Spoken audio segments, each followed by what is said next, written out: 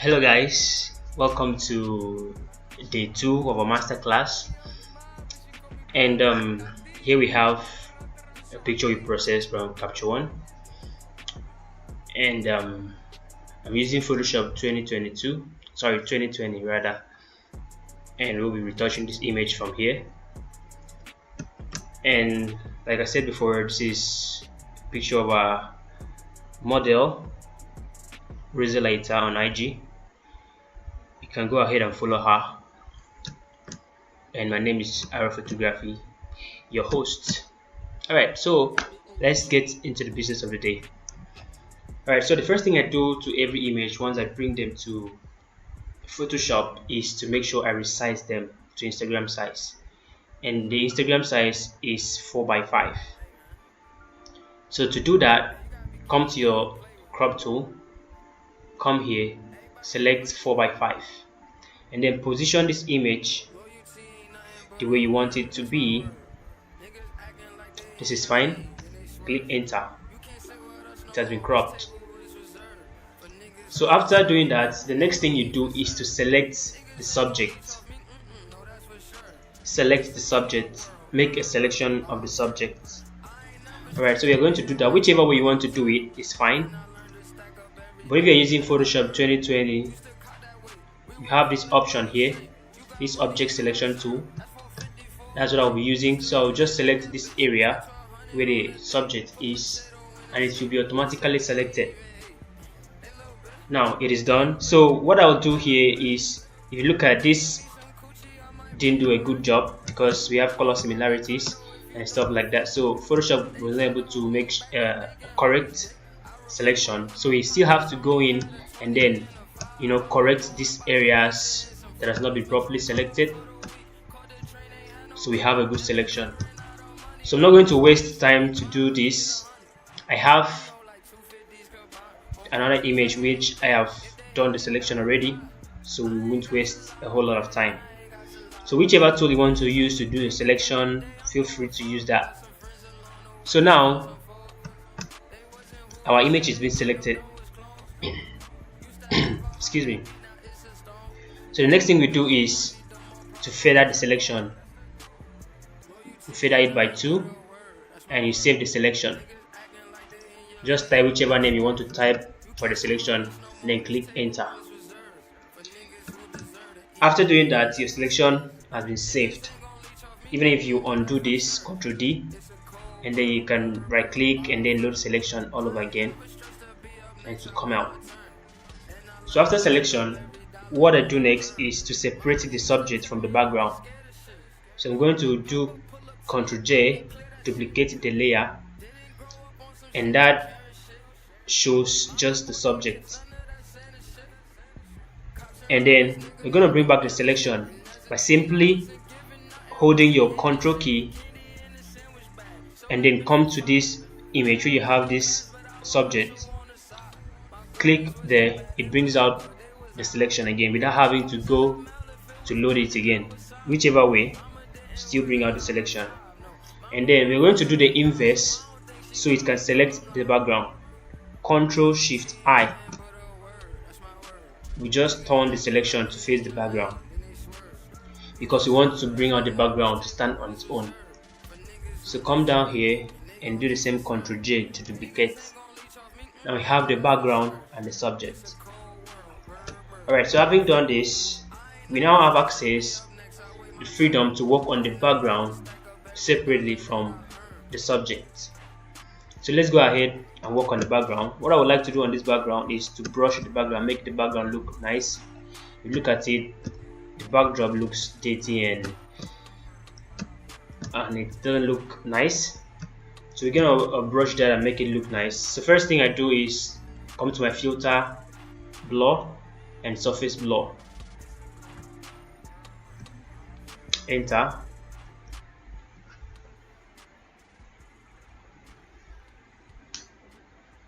And wait for that to load up. It's gonna blur the background and make it look seamless. Then after that, we are still gonna use the mixer brush tool to brush the background. Again, This is just to make it look plain and nice.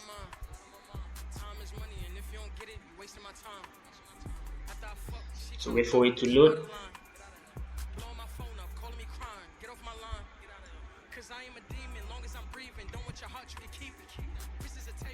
Hope you're enjoying my song. Alright. Don't forget to save your selection after selection and also feather it before duplicating to separate the background from the subject and the subject from the background.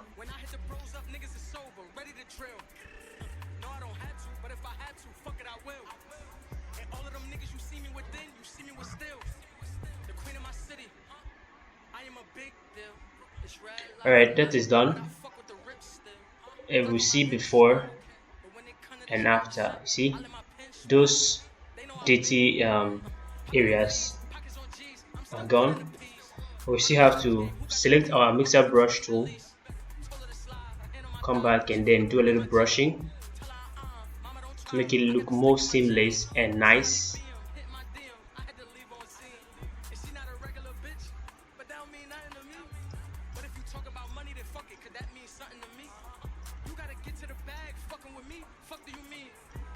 You see, as I'm brushing, I don't have to worry about the background, or sorry, the subject, because I actually did a separation. So I'm working on the background layer and it's not going to affect the subject. Alright, so this is what we've done, and if you look at it, the background looks nice already.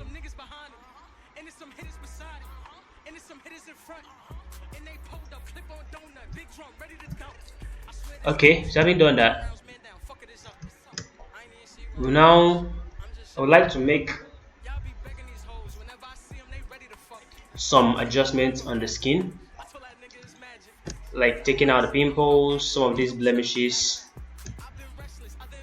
and I can come to this other layer where I have my subject, then select my magic wand, oh sorry, my patch tool, select the blemishes and just replace it with the area, which is nice. And look at that, it doesn't come out well. Let's undo that. Let's use another tool. Let's go with a clone stamp tool.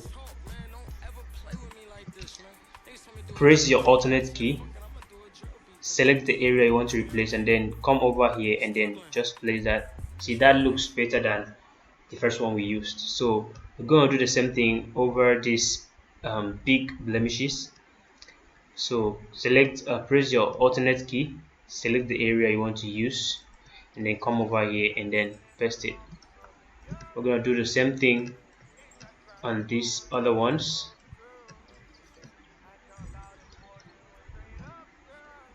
Mind the area you select. If you select the area that doesn't rhyme in color, it will look somehow. Personally, I like to pick the area that's most close to the blemishes.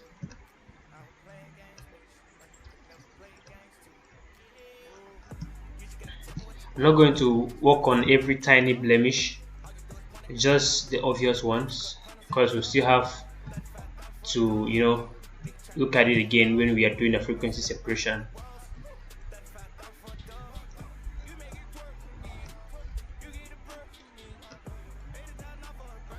Okay, that's fine. So after this, the next thing I do is, if I would like to add more lights to the background or add colors to the background, the perfect time to do that is now, because the background is separate. So you can come here if you want to increase the light in the back. Come here and do so. You see what that does? It makes the background have this bright look. Simply selecting your curves and then taking it up. This is before and this is after. Before and after. Okay, that's nice. So I think that's all we'll do for the background for now. So let's go ahead and flatten this.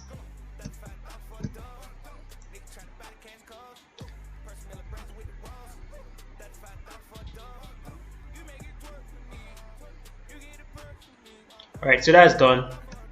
Now this image is now 1. The next thing we're going to do is frequency separation.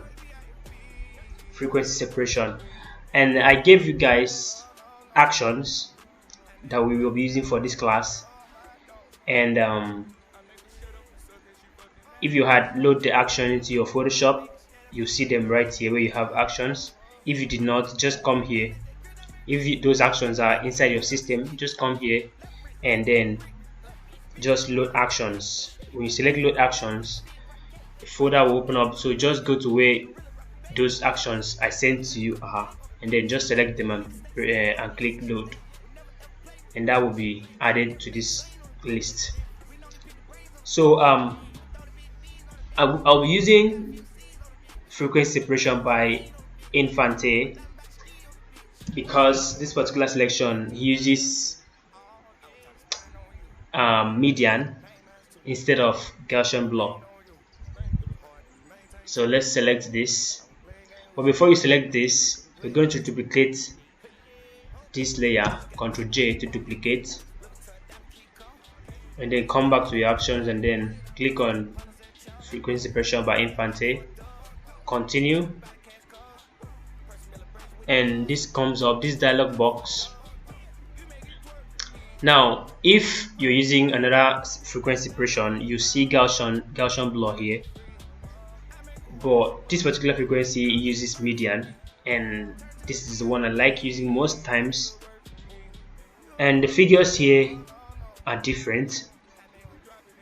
Now I'm going to explain to you how you fix your radius, because I realized that a lot of people, when they come here, they have a specific number they use for portraits, they have a specific number they use for headshots, they have a specific number they use for full picture and stuff like that. But I don't think that's the right thing to do. Every image I work on, I check to see which radius will fit in best for the image. So for this one, this is what I do. When I come here, I look at the subject here from this box. Now the amount of textures you're gonna see on this box when you apply this number, the amount of textures you're gonna see is the amount of textures that will be removed when you're brushing. What do I mean? If you don't want to see these textures, then you have to blur them out. I don't know if you're understanding me. If you don't, please ask question. The number you put here, if I should reduce this number, for example, I should reduce this number to 1. You see a lot of details are showing. In fact, almost every detail is showing. Now if I should click OK and then brush this image with this one, with this number, I'm going to make this image look smooth without any detail, because I'm actually going to brush all of these textures right here out. So what I'm saying here is the amount of textures I have here will be visible when I'm brushing. I don't know if you get. So when I'm brushing on the low layer, it's going to affect the textures because I did not separate them out. So what you do is make sure you have this number up, and when you're doing this, make sure you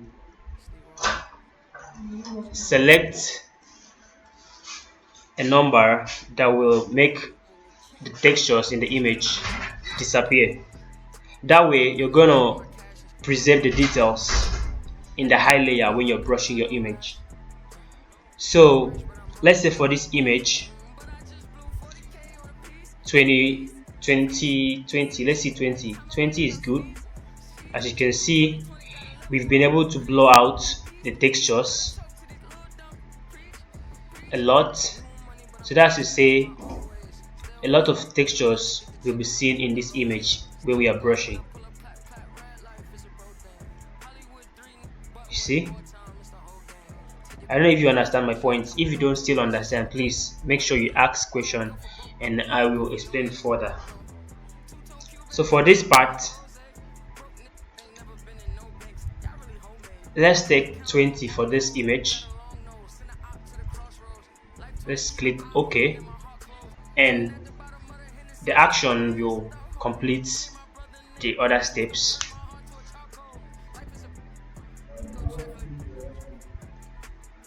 Yeah, so this is the frequency separation. It comes with this check layer, so you can go ahead and off this black and white layer, and these are the layers involved. So the next thing you do right here is to make sure you select your color backup. We have this color backup, just opacity. Just select this one and then pick your pixel brush and then you start brushing.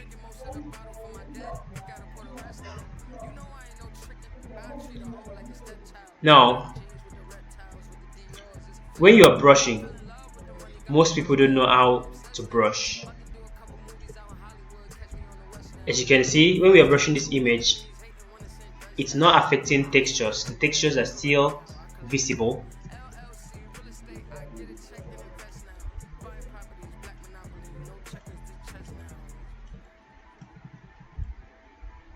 Textures are still very visible, but we are brushing and we are only working with colors.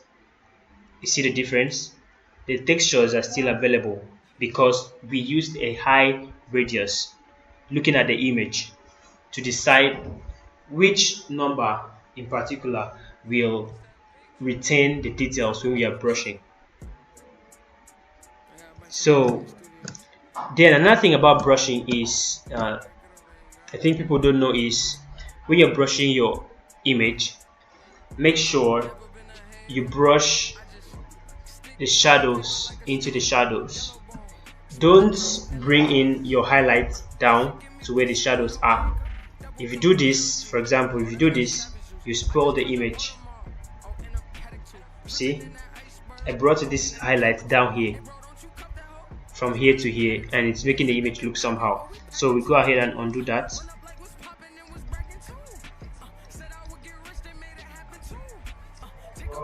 Okay, so now when we are brushing this, make sure you brush your shadow where you have the shadow, and the only reason why you're brushing your image is to make sure that the transition between your highlights and shadows blend in.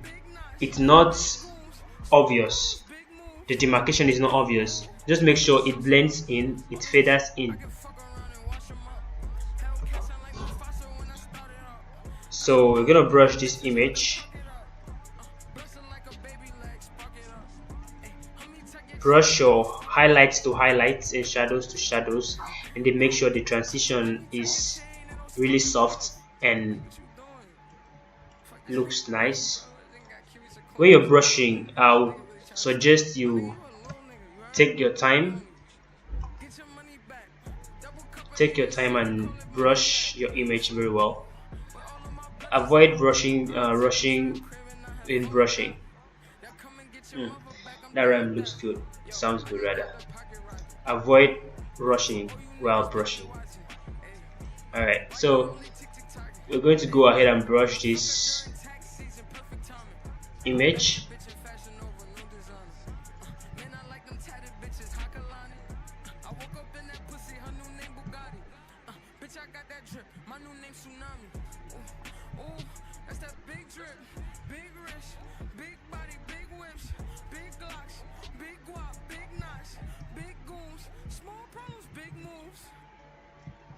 And when you're brushing, make sure the size of your brush is relative to this area you're brushing.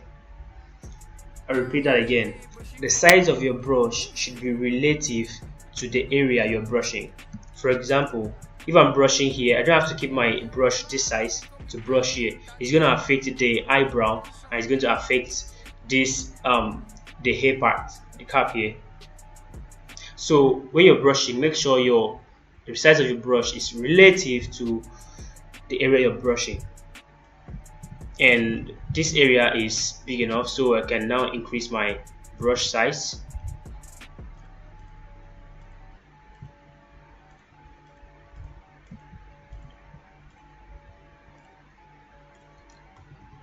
As you can see,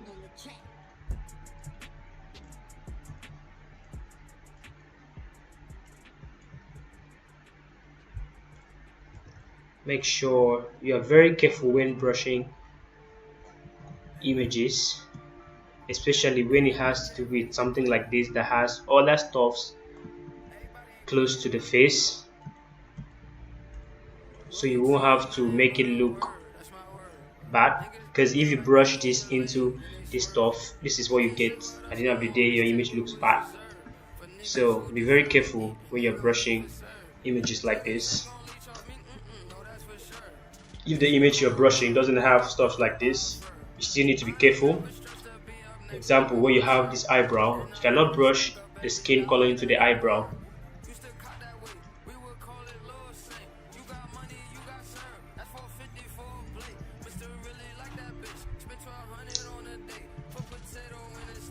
If you're new to brushing, don't overbrush. And if you have your radius right when you're creating your frequency separation, then that is to say you are already on your way to have a good image after brushing, because a whole lot is involved.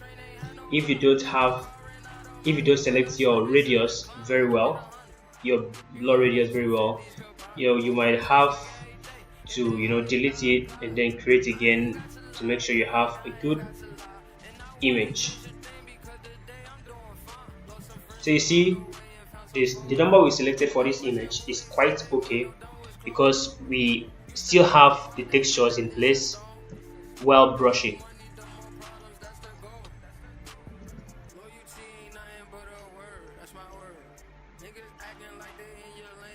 See, this is before and this is after.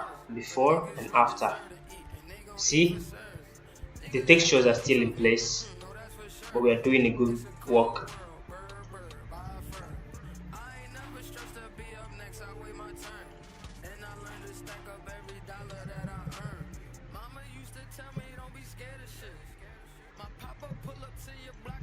Be very careful not to go into other colors when brushing, so you won't spoil the makeup on the face.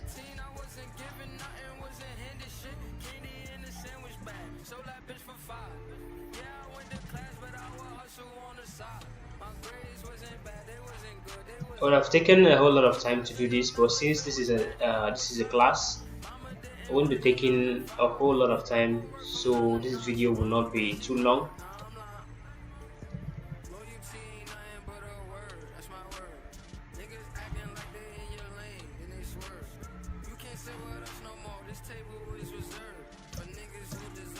Remember what I said, when you're brushing, don't brush your highlights into your shadows or your shadows into your highlights. Make sure you brush your shadows where they are shadows, and then make the transition between the shadows and the highlights, make it soft, and you have a good image.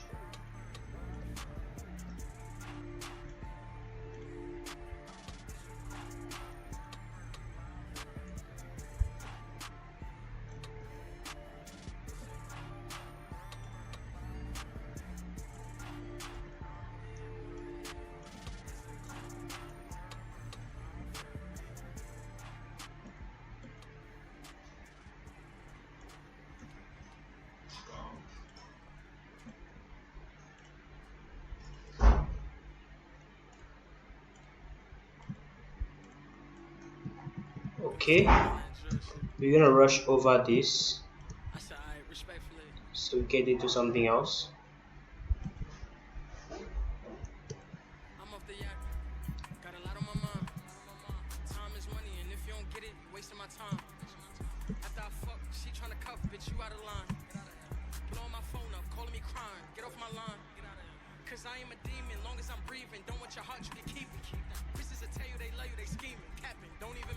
Be very careful when you're brushing. Don't mix up colors. So you have an a good and nice looking image. Like I said before, don't rush into brushing and finishing it up everything. Make sure if you want to have a good image, make sure you calm down, take your time, and then brush properly.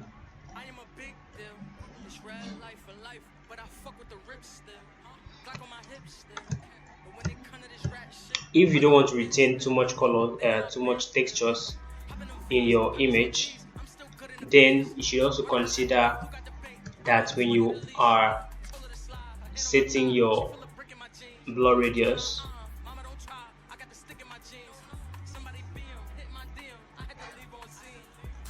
okay, so that is literally how you brush. Oops, this hand.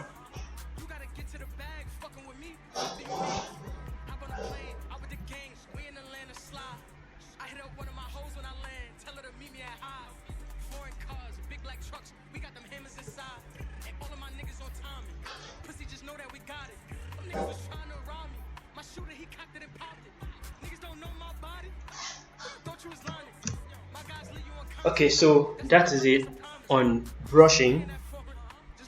Remember, when you are setting your frequency separation, make sure that you fix in the right blur radius. There is no specific number of radius for a particular kind of image. Every image has its own blur radius depending on what you want to achieve. This is so because different images have their different texture levels depending on how sharp the image is, sometimes depending on the camera you use in taking the pictures and the pixels in the image. So all these factors makes these changes when you are setting your blur radius. So please make sure you have this part well before you start brushing, because it has a whole lot to do with making your image look nice. So like you can see, this is before and this is after. Before and after. Before and after. The image is already looking nice. So that's all for brushing. In the next class, we'll be looking at dodge and burn. Dodge and burn. So we also look at how to work on the eye and make it look nice. This white part looks colored. We're gonna make sure we bring that back to white and then literally have a good image. So this is the first step. Make sure you have your image well brushed, and then before doing any other thing, this is something you do step by step. You don't jump into doing another thing. Maybe different people might have different ways they approach these things, but this is the way I do mine. Frequency separation first before dodge and burn. Most times, not every image needs dodge and burn, but for this particular image, I'll be using dodge and burn. So guys, that is it. If you have any question pertaining to this brushing or setting your blur radius, just make sure you ask and I'll be here to answer. Don't forget, take your time to brush your image. and have a good looking image. See you guys in the next class.